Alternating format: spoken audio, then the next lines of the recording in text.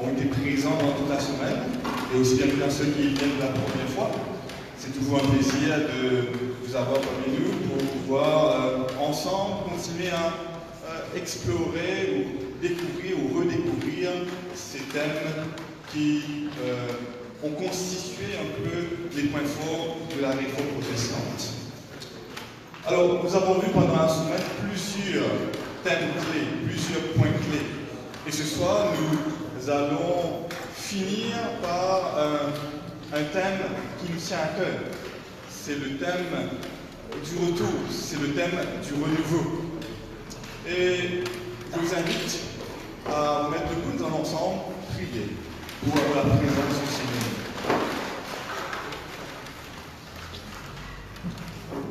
Seigneur Dieu Tout-Puissant, Dieu trois fois saint, nous te bénissons, nous louons ton Saint-Nom. Grand Dieu, nous te remercions. Te remercions de nous avoir guidés ici après une journée. Te remercions aussi de nous avoir amenés jusqu'ici après une semaine. Seigneur, nous avons été bénis, nous avons été enrichis pendant la semaine à travers ta parole.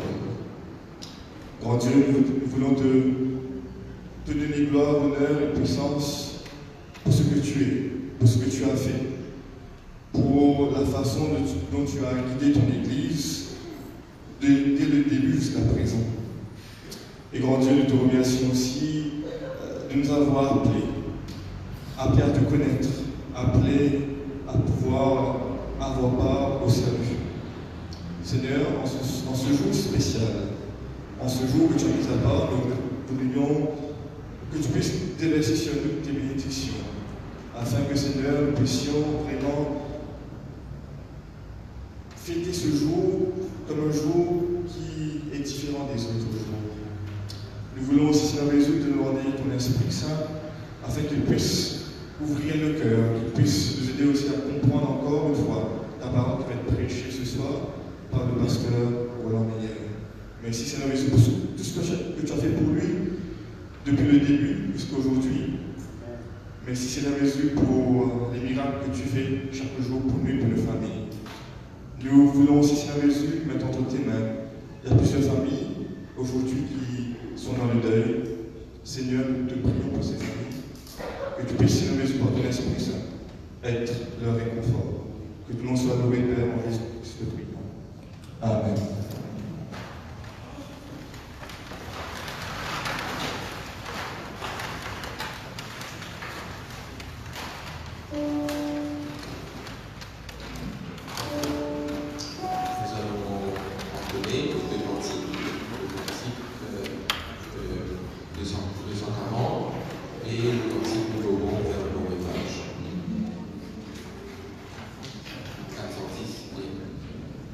Vers le long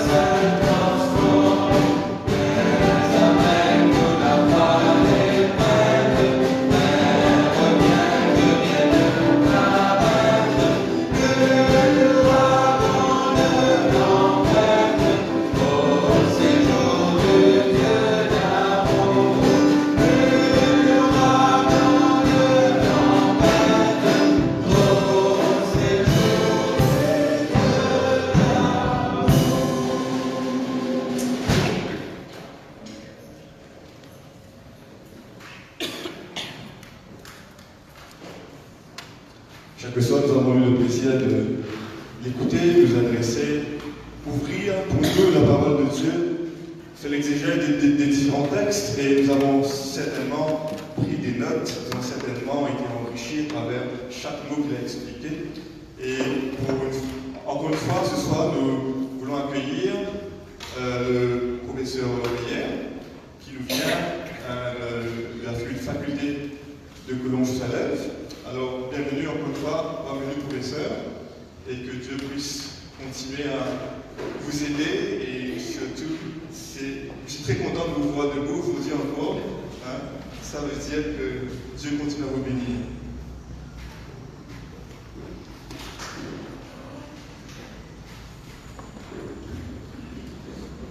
Merci beaucoup pour vos paroles de bienvenue. On a l'habitude de dire en français que la fin d'une chose vaut mieux que son commencement. Je dois vous dire que pour mon épouse et pour moi, la fin de cette chose, c'est bien triste parce qu'il faudra se séparer. Et c'est le dernier soir, on a cet immense privilège de voir vos sourires, de voir votre accueil et de voir la chaleur de ce pays se dégager au travers de la vie de ces églises. Merci en tout cas d'avoir passé cette semaine avec nous et avec la parole de notre Seigneur que nous voulons encore une fois sonder ce soir pour essayer de la comprendre moins mal. J'ai l'habitude de dire que à partir de Genèse chapitre 3, nous sommes dans le mal. Genèse 1 et 2 sont les deux seuls chapitres qui nous font envier le paradis édénique. À partir du chapitre 3, c'est notre monde. Notre monde est mauvais, notre monde est malade, notre monde est cassé. Nous sommes malades, nous sommes mortels. Et ce que nous avons essayé de voir cette semaine, c'est que malgré cela, ou à cause de cela, ou dans ce monde abîmé qui va nulle part, bien Dieu s'est révélé. Il s'est révélé au travers de Jésus, en particulier au travers de la grâce qu'il nous accorde, c'est-à-dire du cadeau de la vie qu'il nous fait, au travers de la foi qu'il exerce à notre endroit, c'est-à-dire son attachement vis-à-vis de nous, et il nous demande de nous attacher à lui aussi. Nous avons vu également qu'il nous donne sa justice, alors que nous sommes faux, nous sommes injustes, nous sommes menteurs, nous sommes pécheurs. Il tient ses péchés hors de portée, il les met derrière lui, il les jette, comme le dit le prophète Michée, au fond de la mer, et il nous dit regardons en avant et avançons vers le royaume des cieux. Il nous accorde sa sainteté, c'est le mot sanctification. Il nous met à part parce que nous avons accepté d'être son enfant. Et enfin, vous vous en souvenez, il nous a réconciliés avec celui avec lequel nous étions en guerre à cause de l'ennemi qui avait érigé un mur de la haine entre nous et lui. Jésus, par son amour, a détruit ce mur de la haine et nous permet de nous tenir droit sur nos pieds devant notre Seigneur avec Jésus comme consolateur et l'Esprit Saint. Hier soir, une personne m'a posé une question de savoir ce que j'entendais quand j'ai parlé en disant que l'accusateur est Dieu. Alors, j'ai essayé de me remémorer la phrase que j'aurais bien pu dire qui aurait suscité ce vocable. Je crois que c'était lorsque je parlais très rapidement de Satan,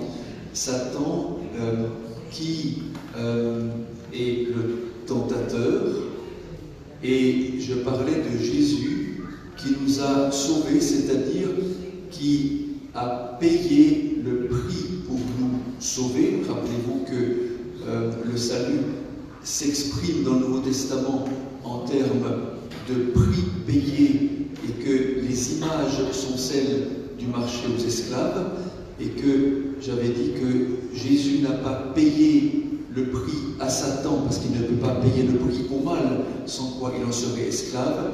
Et j'ai dit en même temps, ce n'est pas Dieu qui nous accuse pour que Jésus paye ce prix à Dieu. Dieu est en Jésus lorsque Jésus meurt sur la croix. Dieu souffre la séparation. Lorsque Jésus va crier ce fameux cri qu'on appelle le cri de déréliction, mon Dieu, pourquoi m'as-tu abandonné? Dieu laisse Jésus dans l'abandon et le dénuement le plus total, comme l'homme qui fait l'expérience de cette mort. Mais en même temps, Jésus se reprend et il dit, entre tes mains, je remets mon esprit, et il expire jusqu'au moment où il sera ressuscité. Donc je ne voulais pas dire que Dieu est mon accusateur, c'est précisément parce qu'il ne m'accuse pas que Jésus ne paye pas le prix de libération pour que Dieu me libère. Maintenant, c'est vrai que cela peut poser peut-être un petit problème de vocabulaire.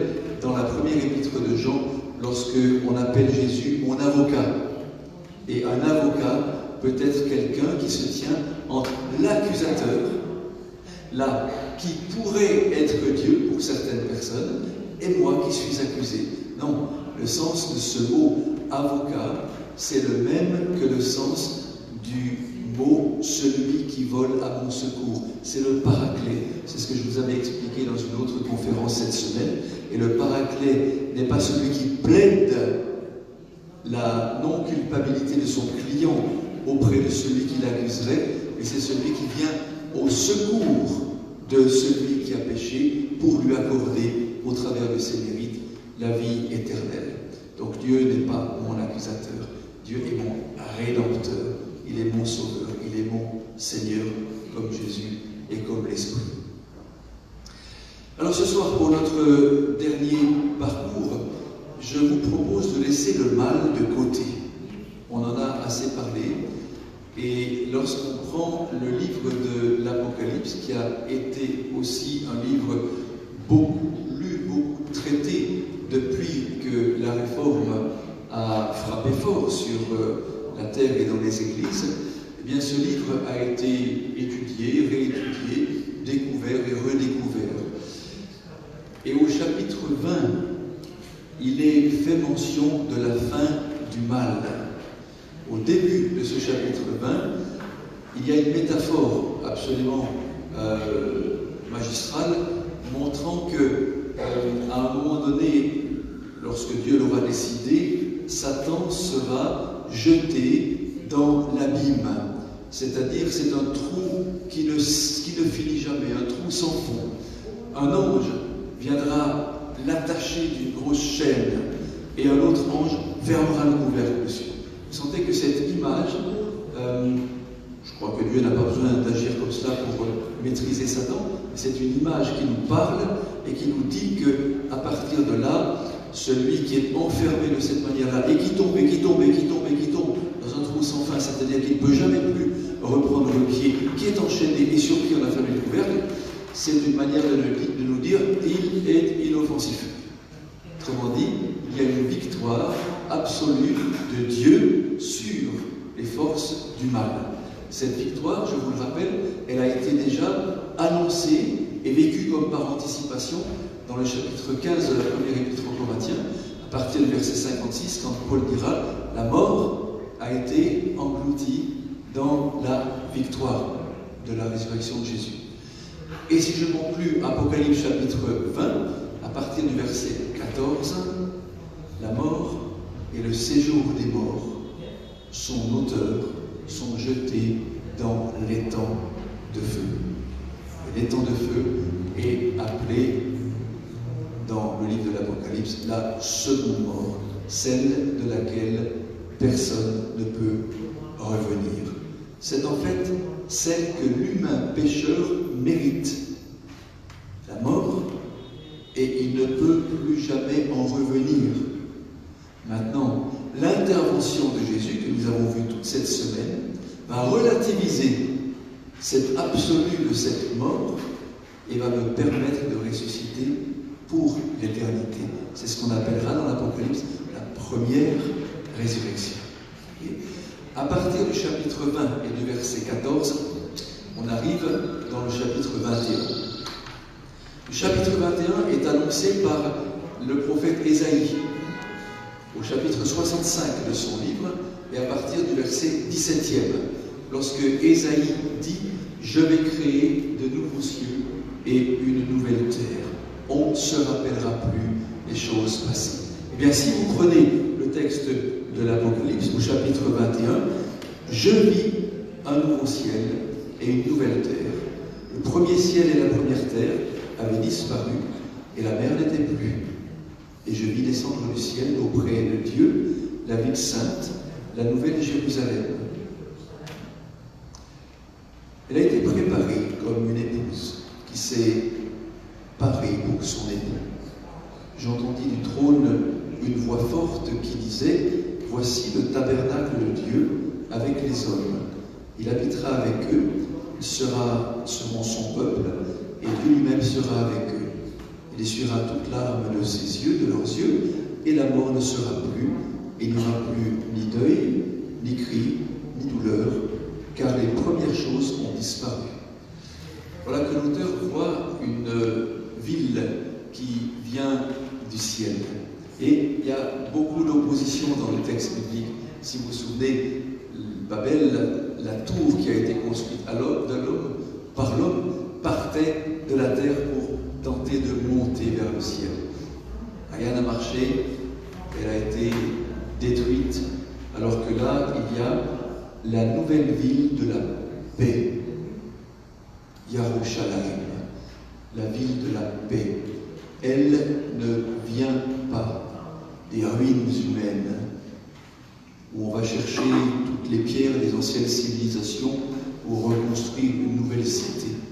Et si vous prenez Jérusalem actuellement, dans le pays que Jésus a foulé de ses pieds, lorsque vous vous promenez dans Jérusalem, on vous dit c'est là que Jésus a déambulé sur la Via Dolorosa.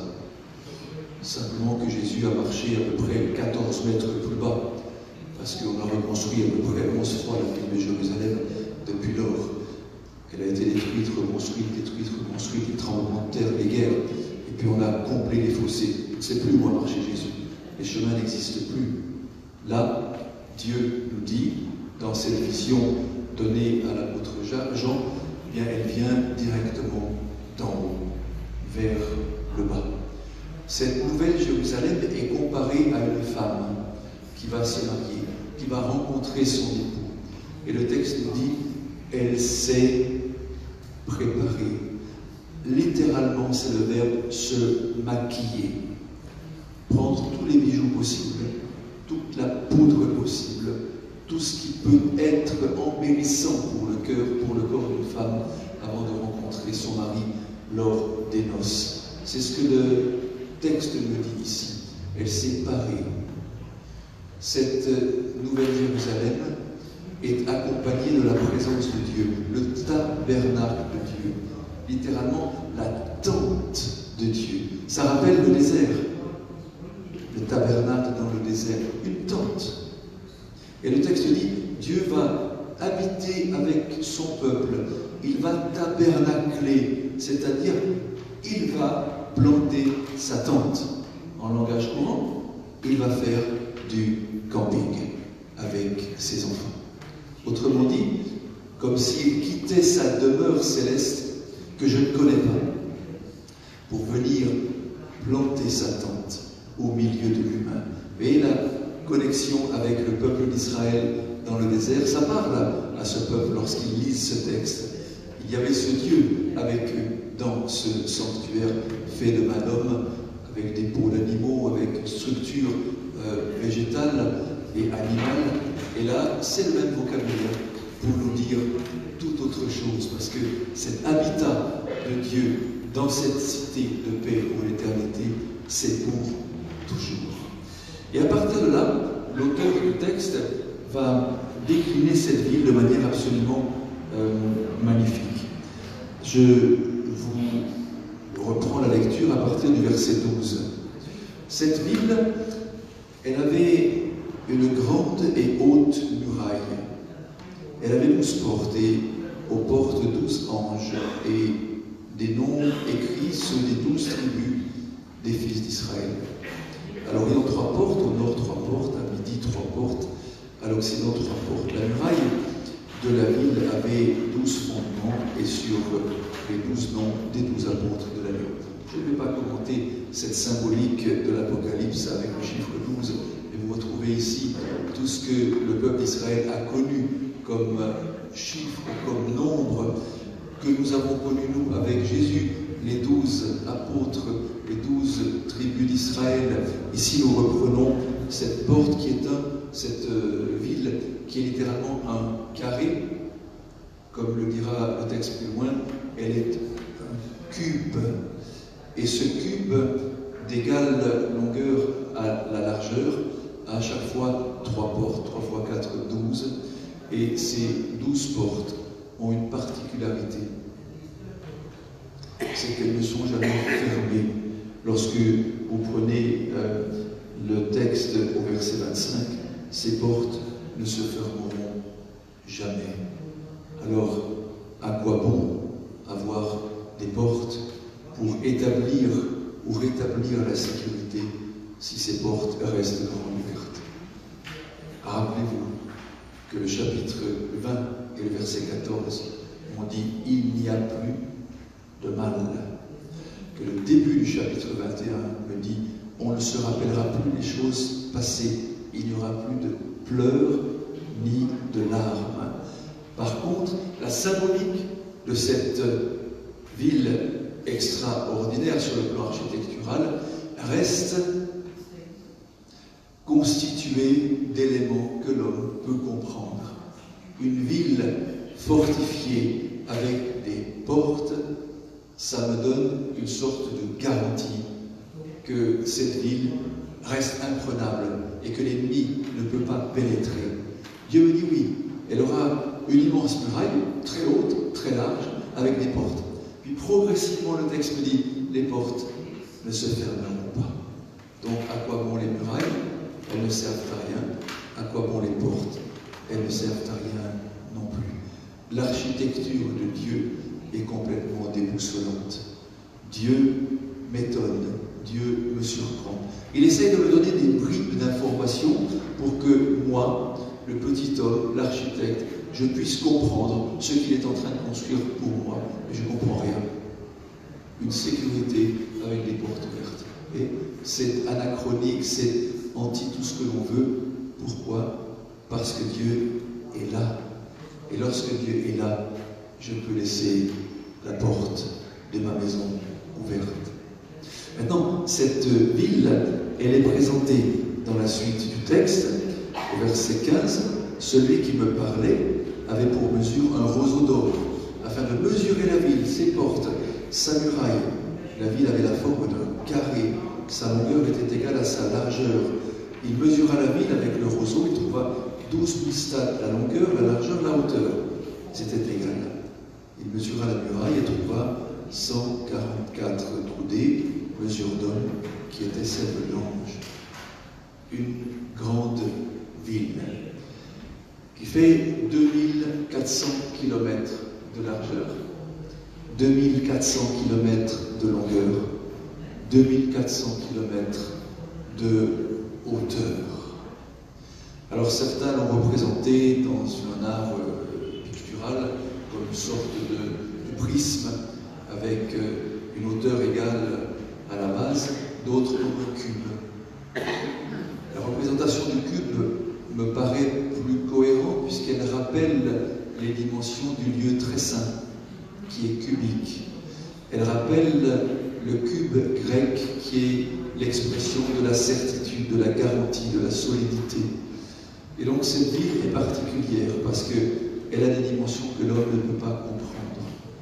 Une ville de 2400 km de hauteur. Je ne sais pas si vous avez déjà vu le Mont Blanc. En France, il fait presque 5000 mètres de hauteur. Avec mon épouse, nous avons gravi cette montagne absolument magnifique. C'est haut. On a de la peine à respirer quand on arrive vers ces sommets-là. Bien, vous multipliez par 500 et vous avez la hauteur de la Nouvelle Jérusalem. Où est-ce qu'on va habiter? Dans le sous-sol, ou bien sur les terrasses du paradis tout en haut?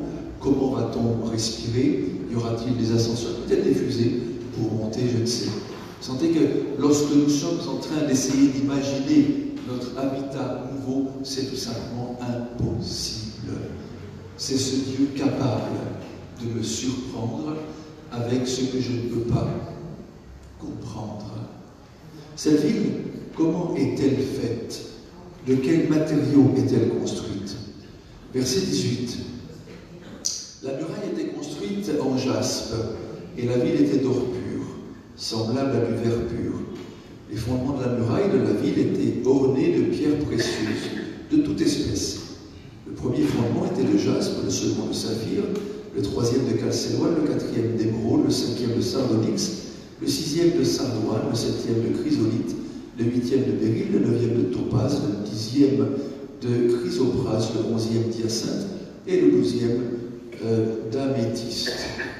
Voilà, vous avez tout compris, et moi aussi, puisqu'on a tous des pierres précieuses à la maison.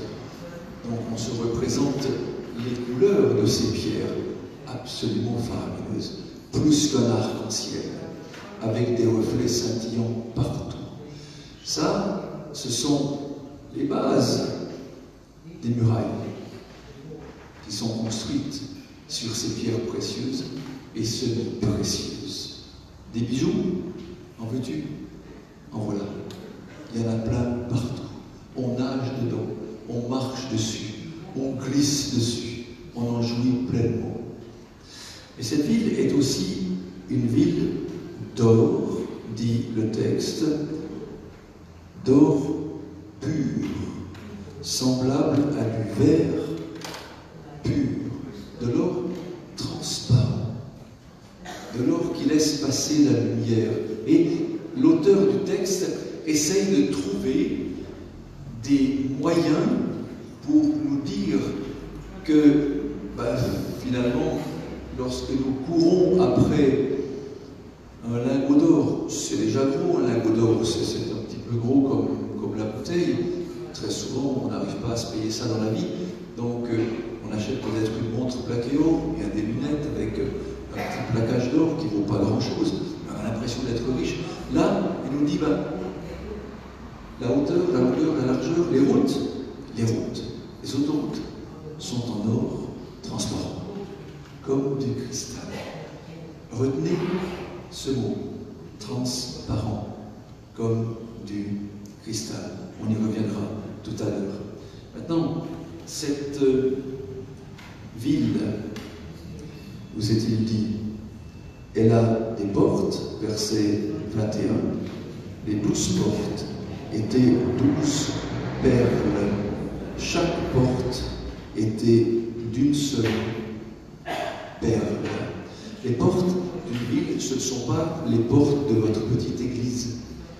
Ce sont des immenses bâtiments, parfois grands comme cette église, où il y a une activité mercantile sous ces portiques, de plusieurs mètres de large, de plusieurs mètres de profondeur, qui abritent des magasins, qui abritent des échoppes, qui abritent des philosophes, qui abritent des écoles, qui abritent des lieux de vie. Ça, c'est une porte d'une ville de l'époque. Une perle dans laquelle on aura taillé une porte. Vous imaginez les huîtres du Seigneur? Quelle immensité, quelle ostréiculture. Même les Polynésiens n'y arrivent pas. Donc Dieu nous surprend. Vous voulez des perles? Vous êtes arrivé à en attraper une grosse comme un petit pois, ça vous fait plaisir, vous avez l'impression d'être riche. Moi je vous en donne, vous en voulez, en voilà. Ça c'est la générosité de notre Dieu. C'est un amour abondant. C'est la grâce qu'on a vue l'autre soir. La grâce infinie de Dieu qui taille les portes de la ville dans, à chaque fois, une perle différente et certainement de couleurs différentes. Maintenant, dans cette ville, au verset 22, je ne vis point de temple. Dans la ville, car le Seigneur, Dieu Tout-Puissant, est son temple, ainsi que l'agneau. La ville n'a besoin ni de soleil, ni de la lune pour l'éclairer. Parce que Ce qui l'éclaire, c'est la gloire de Dieu, et l'agneau est son flambeau. Alors, pas de temple dans cette ville. Mais qu'est-ce qu'on va faire le sabbat si on ne peut pas aller au temple dans cette ville? Et le temple est un élément extrêmement intéressant dans l'histoire de l'humanité. Il n'y en a pas au début, dans le jardin d'Éden. Le temple est une construction païenne, parce que c'est le lieu où l'humain va faire venir son Dieu, va l'enfermer quelque part. Il va y mettre des statues, il va y mettre des lumières, il va y mettre des offrandes, il va invoquer, implorer ses divinités. Et puis, au sein du peuple d'Israël, eh bien, on va reprendre cette même image du temple, avec la différence, c'est qu'on va y intégrer le Dieu unique, qui est plutôt celui qui nous invite à venir dans le temple, plutôt que nous qui allons et qui invitons Dieu. Lorsque nous venons dans notre temple, nous y venons, permettez-moi l'expression, parce que Dieu nous invite à y venir. Et nous ne sommes pas obligés d'accepter l'invitation. Jamais nous ne sommes obligés d'accepter une invitation. Je dois vous dire en passant que j'aurais regretté toute ma vie si je n'avais pas accepté l'invitation de notre président de fédération à venir ici passer 3 semaines avec vous. Je m'en serais mordu les doigts. Donc j'ai accepté. Il vaut mieux accepter lorsqu'on vous invite pour aller dans un lieu agréable. Bien Dieu nous invite à venir dans son lieu de vie. Bien sûr qu'il transcende les murs et le toit d'un temple. Ce n'est pas là le problème. Le temple est un lieu d'habitation de l'humain qui rencontre son Dieu sur son invitation. C'est un lieu de prière, un lieu de chant, un lieu de reconnaissance, un lieu de parole, un lieu de silence. Paul, lorsqu'il parcourt la ville de Corinthe, je vous rappelle, Corinthe est une ville remplie d'immoralité.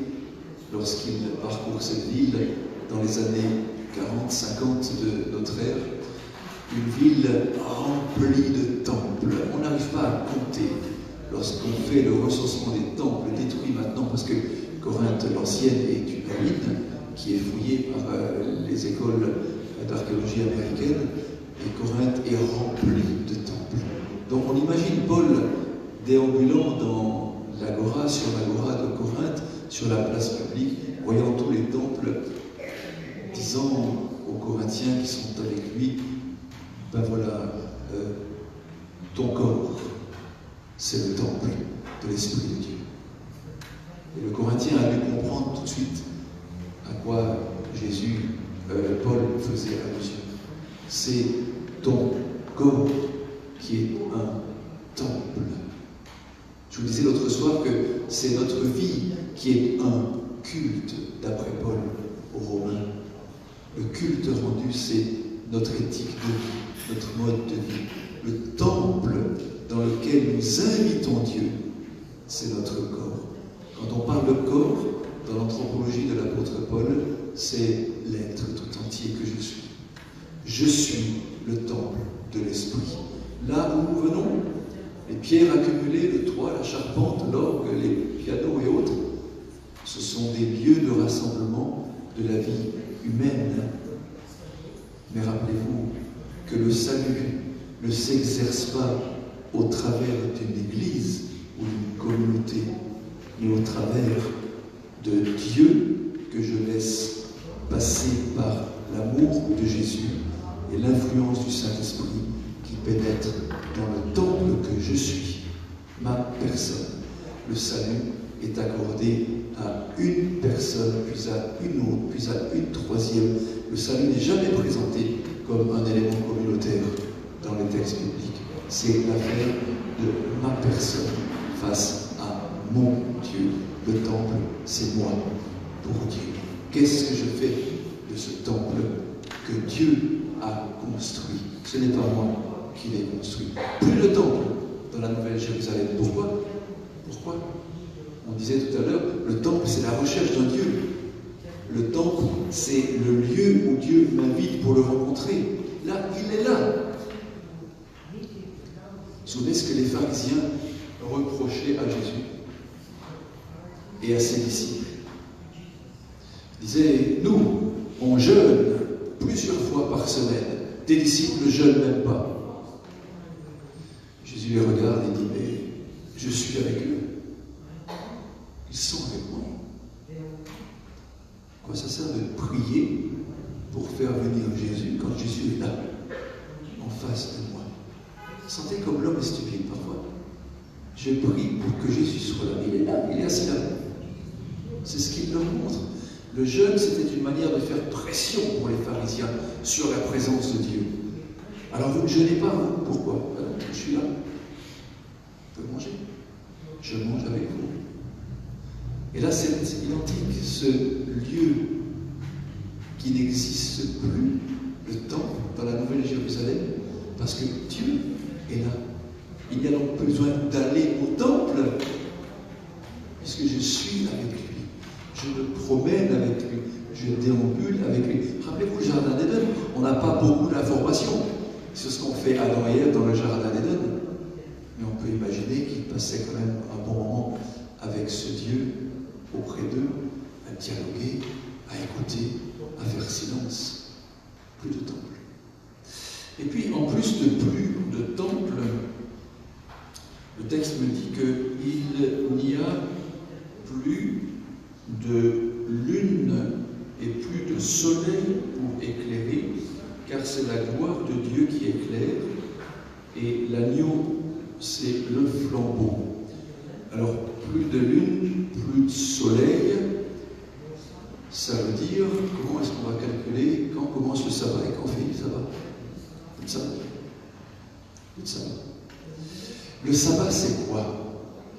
Lorsque vous prenez le texte de la Genèse, au chapitre 2 et les 3 premiers versets, texte fondateur pour dire le sabbat, c'est le jour de l'Éternel. Oui, simplement que le mot sabbat ne figure pas dans ce texte de la Genèse.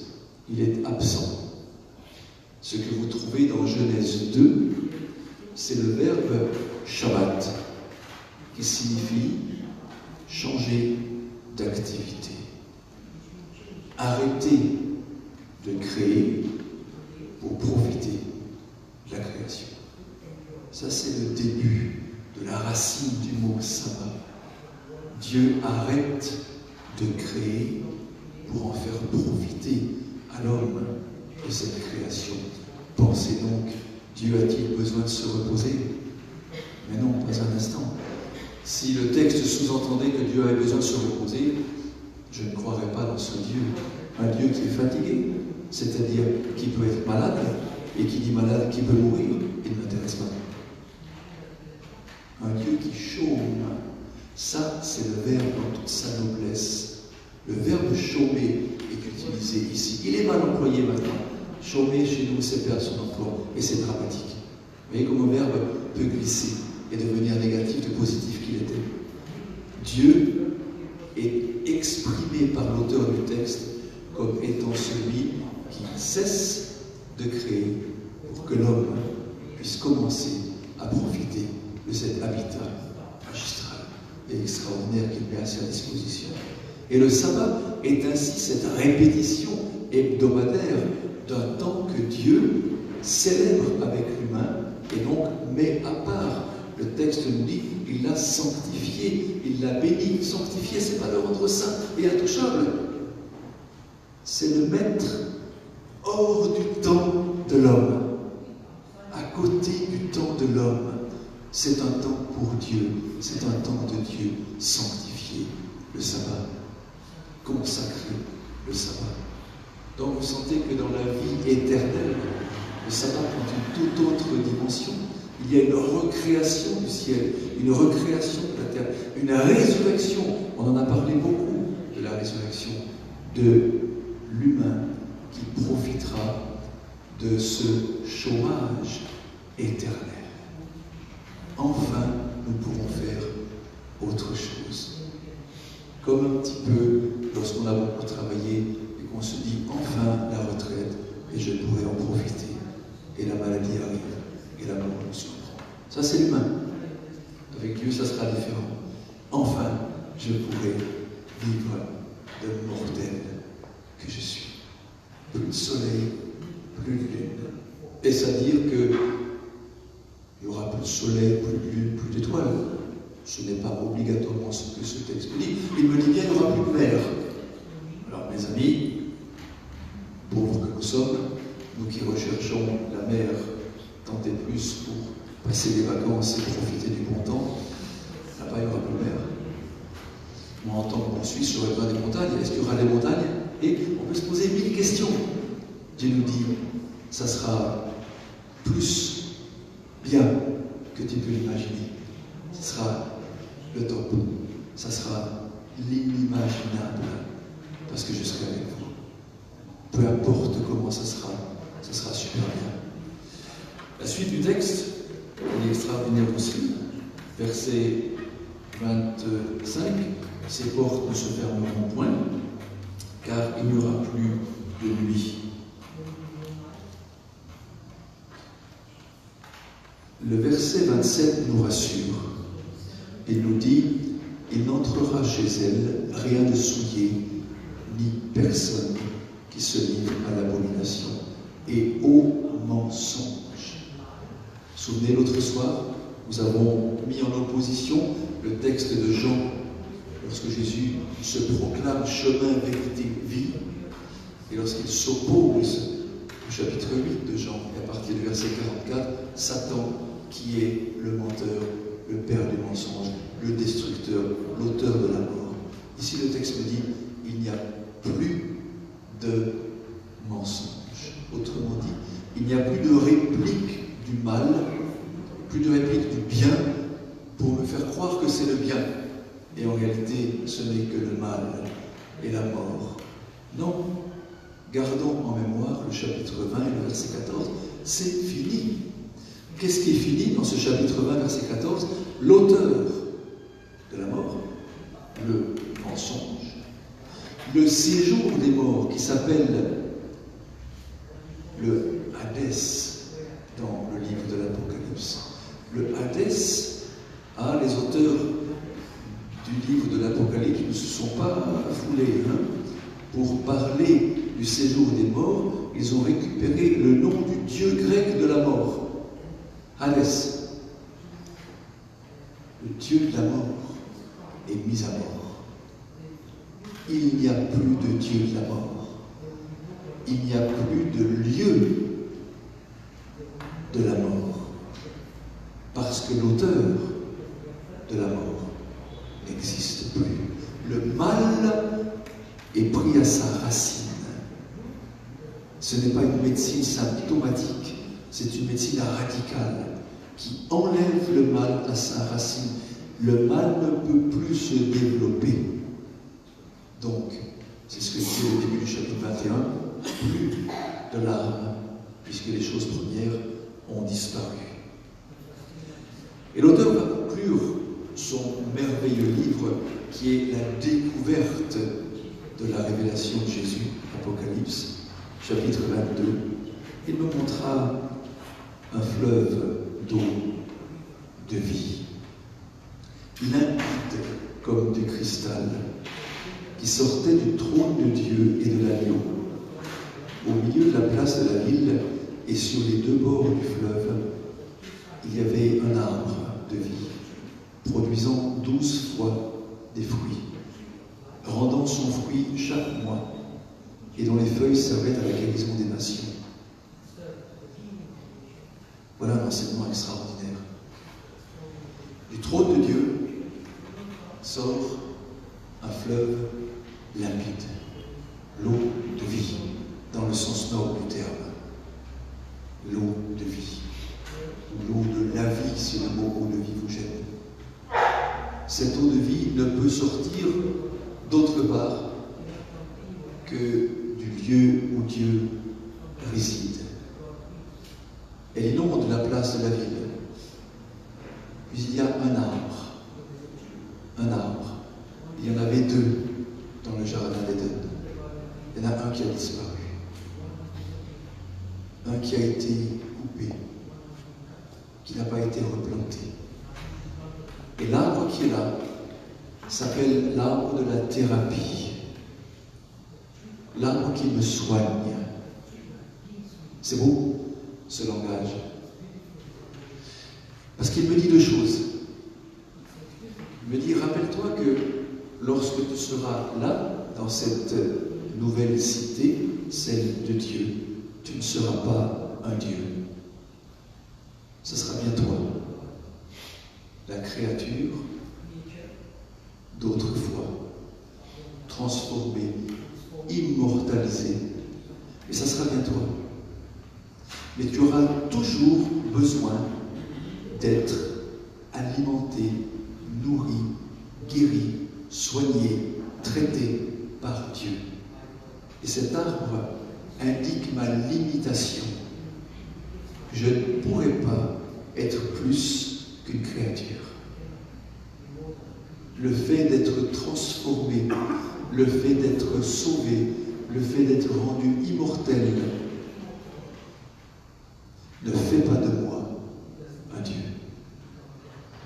Il me constitue un humain régénéré qui aura toujours besoin de son sauveur.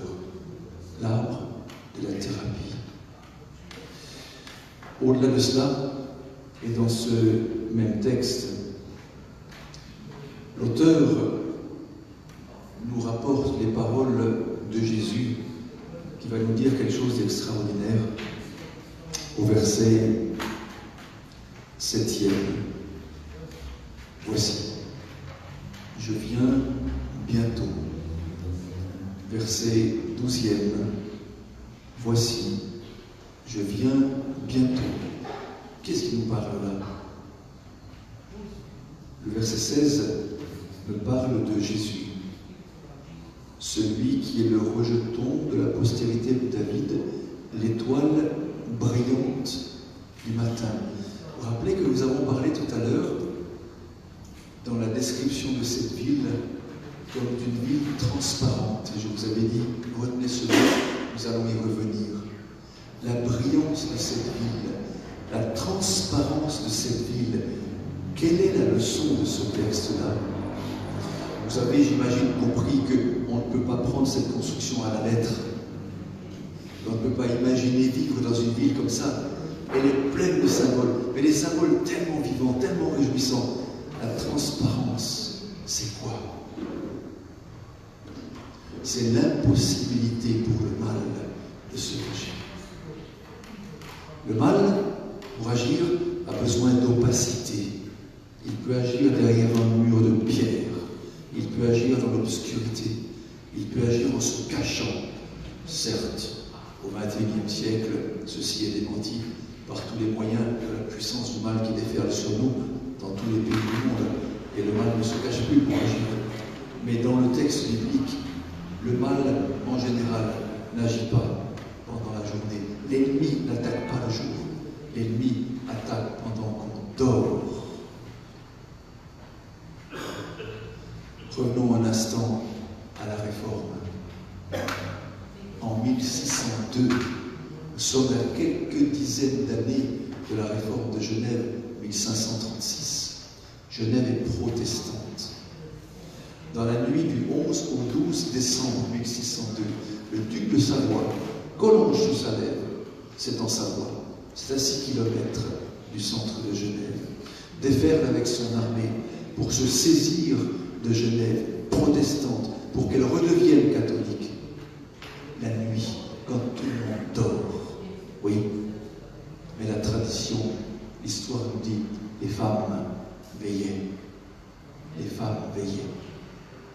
Et ce sont les femmes, dans la petite histoire, qui ont vaincu les soldats du duc de Savoie pendant la nuit du 11 au 12 décembre, en renversant les grosses casseroles de soupe bouillante sur les soldats qui montaient contre les murailles de Genève.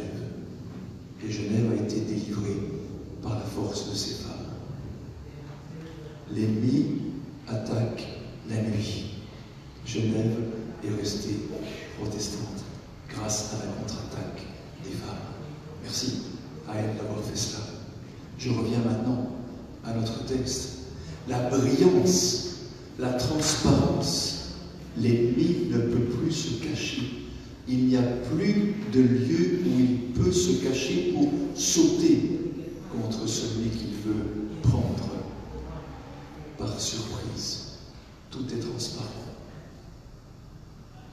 L'eau qui sort, elle est limpide. Et Jésus, dans le texte qu'on vient de lire, qui est l'étoile brillante du matin, est qualifié par le même adjectif que l'eau qui sort du trône de Dieu. Une eau limpide. Un Jésus limpide. Une lumière qui n'est pas frelatée, qui n'est pas animée, qui vient directement éclairer ces créatures et leur donner la vie pour l'éternité. Et là, il répète cette expression de tout à l'heure en disant « Je viens bientôt » au verset 12. Mais qu'est-ce que ce bientôt? Ça fait longtemps que c'est bientôt. On espère que c'est bientôt. Le mot bientôt, vous le visualisez, j'imagine, chaque jour, plusieurs fois et plusieurs heures peut-être, lorsque vous êtes au volant de votre voiture. Et que vous avez devant vous un cadran qui s'appelle un compteur de vitesse, ou un tachygraphe, ou un tachygraphe. Mais c'est ce verbe-là, tachos. Et les médecins connaissent les problèmes du cœur de l'homme, qui bat des fois trop vite. Et on appelle cela de la tachycardie ou de la tachycardie. Cardia, le cœur, tachos, rapide. Un cœur qui bat trop rapidement. Et le compteur de vitesse, c'est un tachymètre ou un tachymètre. Il me permet d'éviter d'être pris par les radars. C'est ce mot qui est employé ici par l'apôtre Jean, qui nous dit « il vient vite ». Il vient vite. Ce mot a plusieurs sens. Il vient peut-être de manière surprenante. La porte s'ouvre et il arrive. C'est ce qu'on appelle la parousie.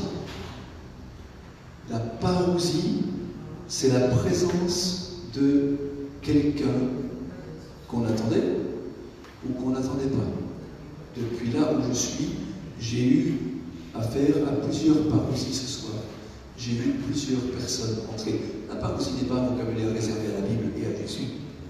C'est un vocabulaire de tous les jours. Parousie, c'est quand vous arrivez quelque part et que quelqu'un vous voit. Et bien c'est un mot qu'on récupère pour parler de la venue de Jésus, qu'on ne voit pas et qu'on voit tout à l'heure. L'apparition, la parousie. Soudaine. Un peu comme il disait Paul aux Thessaloniciens, chapitre 1er, verset 5, où il disait vous, les Thessaloniciens, faites attention qu'ils ne vous surprennent pas dans son retour, comme un voleur dans la nuit. Et Paul se reprend en disant oui, mais vous, les Thessaloniciens, vous n'êtes pas des gens des ténèbres, vous êtes des gens de la lumière, donc vous êtes prêts. Mais ce mot veut dire aussi, chronologiquement, qu'un événement va se dérouler dans le temps. Je peux vous dire, j'ai bientôt fini de parler. Ça serait ce même mot. C'est-à-dire, dans la chronologie des minutes qui me restent, c'est bientôt fini. Donc, bientôt, ça veut dire quoi en fait pour nous dans notre vie? Vous imaginez l'univers infiniment grand.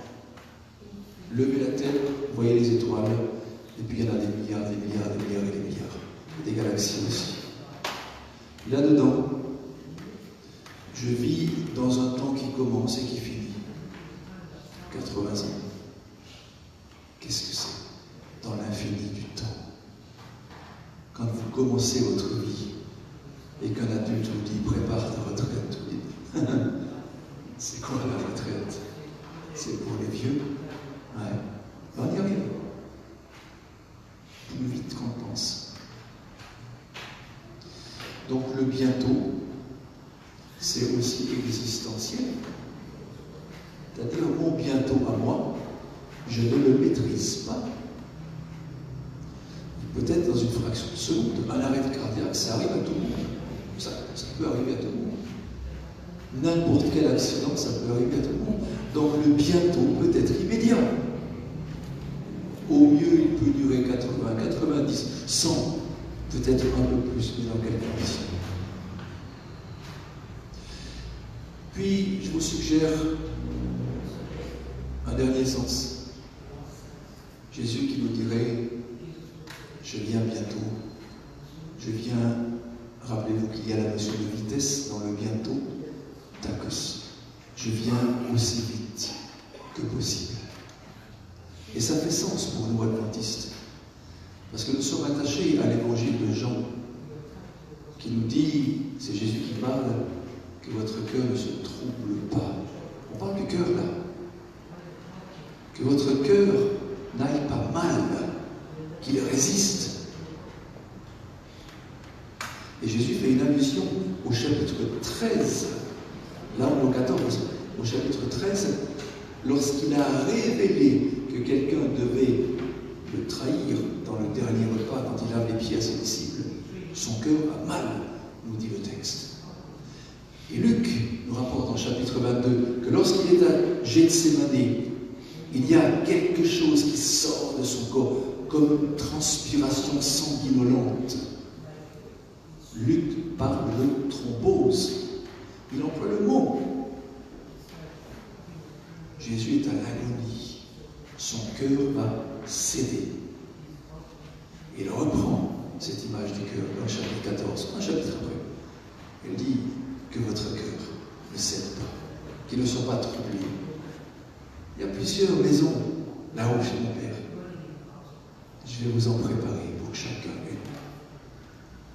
Quand j'aurai fini cette construction, je reviendrai et je vous prendrai avec moi, afin que là où moi je suis, non pas comme c'était avant moi sur la terre avec vous, en train de mourir avec vous, mais cette fois, afin que là où je suis, vous y soyez également. Alors, ce bientôt prend une connotation un peu différente. Il vient aussi vite que possible. Il travaille pour notre salut. J'ose croire cela. Et lorsqu'il aura fini de préparer notre salut, alors il reviendra, et le texte se termine ici, au verset 20. Celui qui atteste ces choses dit, oui, je viens bientôt. Et l'auteur du texte ajoute, Amen. Vous vous souvenez, Amen? Vrai, ferme, solide, indestructible. C'est vrai ce que tu as dit. C'est vrai, j'y crois. Viens, Seigneur Jésus. Et la finale dans le livre de l'Apocalypse, que la grâce de la Seigneurie de Jésus soit avec vous. Le cadeau de Jésus, c'est Jésus avec vous. Qu'il vous fasse ce cadeau pour toute votre vie et que nous soyons à même de porter ce cadeau de maison en maison, de village en village, de ville en ville. Non pas pour nous préparer à son retour, mais parce que nous sommes prêts et nous l'attendons d'un pied ferme. Amen.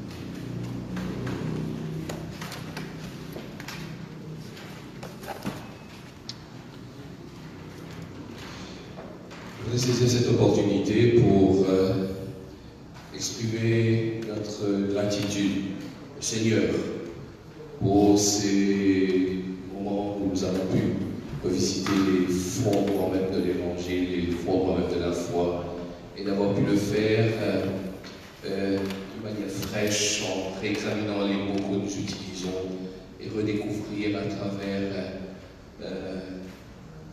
l'expérience et la richesse des connaissances de professeur Meyer, tout un monde qui nous permet de nous rapprocher du Seigneur. Merci infiniment au Seigneur pour ces moments extraordinaires que nous avons vécu. Et je voudrais aussi dire merci à Roland et à Eliane pour leur amitié et pour d'avoir gentiment accepté d'aller d'aller au-delà du devoir, parce que à chaque fois que nous avons fait le programme, je suis ici pour servir. Je dis, mais c'est pas un peu trop pour toi? Il dit, non, ça va, je suis à ta disposition, mais on a un petit peu exagéré. Désolé, mais c'était vraiment une grande grâce de vous avoir, un cadeau du Seigneur, pour reprendre un terme que tu nous as permis de redécouvrir. Nous voulons vous laisser de petits souvenirs je vous demande de vous approcher pour recevoir de notre part. Et je demanderai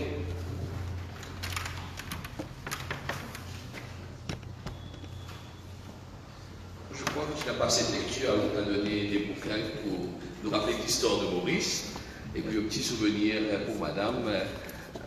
Alors merci pour nous avoir prêté Roland, merci aussi pour tout. Ça fait beaucoup. Alors je voudrais voir vraiment pour ceux qui veulent, qui vous avez apprécié, voilà, tu vois, l'appréciation de toute l'assemblée. Donc tu vas transmettre aussi à ton rouge les salutations. Malheureusement, une chose que tu as faite ici, tu as stimulé chez nous parce que le désir d'étudier. Alors là, on risque de perdre quelques personnes qui voudraient retourner au séminaire. Comment on va régler ça? On verra ça après le sabbat. Oh, et tu veux donner la dernière prière? Ah, si vous voulez mettre de mots par les prières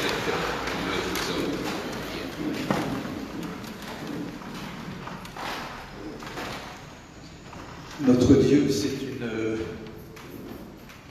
une chance, une grâce, une bénédiction que de pouvoir te connaître. Te connaître, c'est un bien grand mot, mais en tout cas, nous laisser connaître par toi.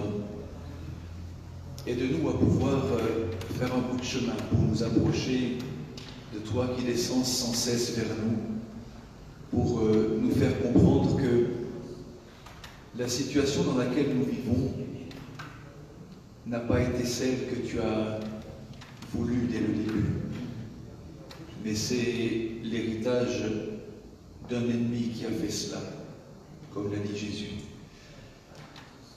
Nous aimerions te dire merci parce que nous avons pu, dans ces quelques semaines, à vivre ici, découvrir la richesse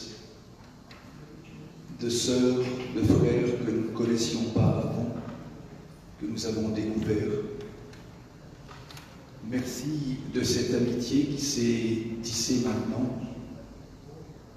Aide-nous à pouvoir garder nos yeux fixés sur le chemin sur lequel tu nous as précédés, pour que nous puissions nous voir à nouveau, peut-être avant, mais en tout cas lorsque tu feras descendre cette cité du ciel pour l'éternité. J'aimerais te remercier pour toutes les personnes avec qui nous avons pu travailler pendant ces quelques semaines, que ce soit avec les pasteurs de cette fédération, leur donnant quelques bribes d'informations en collaboration avec mon collègue, le pasteur Carl Johnson également. Te remercier pour ce que la fédération a pu organiser aussi pour le bénéfice des églises, de certaines églises de cette région.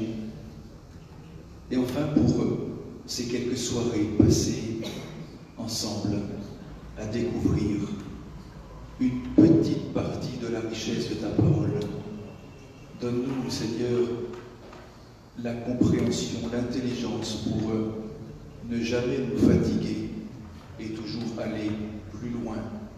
Sachant toutefois que nous ne sommes pas sauvés par la connaissance, on peut être perdu à force de vouloir connaître, mais que la lecture de ta parole puisse nous fortifier là où nous sommes, dans ce que nous sommes et dans ce que nous faisons. Donne à cette Église, ici à l'île Maurice, Église multiple, de provenance multiple, d'âges divers, cette joie de pouvoir être une lumière qui continue à briller malgré l'obscurité du monde qui nous entoure. C'est ma prière que je formule pour mes sœurs et pour mes frères. Et c'est au nom de Jésus que je la prononce. Amen. Amen. Nous allons exprimer notre espérance dans le chant du cantique de Canaan qu'enverrons le céleste rivage, 392.